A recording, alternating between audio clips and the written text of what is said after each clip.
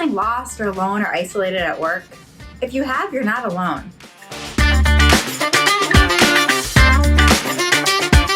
Studies by firms like McKinsey & Company and Workday point to disengagement as one of the reasons behind these feelings. And while there haven't been studies directly correlating these, a lot of common sense shows a connection. So let's look at some of the facts. Disengagement is way up over the last few years. Currently, it's estimated globally that 59% of all employees are feeling some level of disengagement. This loneliness and isolation and feeling not connected isn't just affecting us at work. It's bleeding over into our personal lives and our communities as well. There's big impact for both the employees and the employers. So where do these feelings of feeling isolated or lost or disengaged at work come from?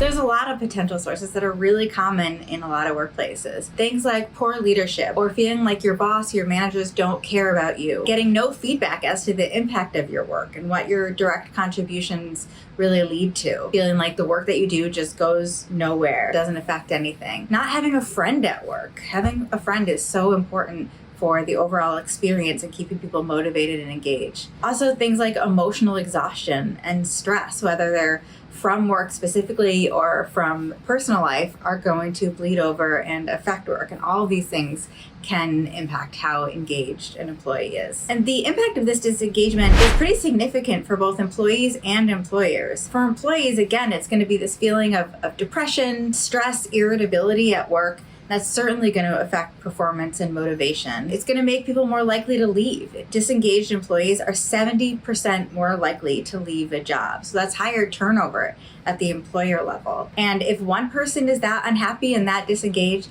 chances are it's a culture problem and other people are feeling it too. So you're going to have lower sense of detail and attention to performance, people not really caring about the quality of their work, decrease in productivity, and just generally a toxic culture that people are not going to want to be a part of. And those have huge costs at the company level. So what's the solution? Believe it or not, something that you, an employee, can suggest that can have a huge impact is play. Suggesting bringing in a play facilitator. Play, it's not only fun and a break from regular work, but it's a chance to reset relationships within the team, to reboost engagement. It can foster new friendships and new connections. And when people feel connected to the people they're working with, they're going to feel more accountable to their work. They're going to be more motivated and engaged to perform at a high level because they know other people are counting on them and they like those people. You're going to boost energy. People are going to find new ways to motivate each other and get people excited. You're going to have more of a co-creation and shared responsibility for outcomes, people being excited to contribute and see how their work directly impacts other people. You're going to build a stronger sense of collaboration and new ways of communication. And all of that will spark more engagement. So if you've been feeling alone and isolated, disengaged from work, consider bringing in play, or especially a play facilitator, to bring some more joy and energy into your work.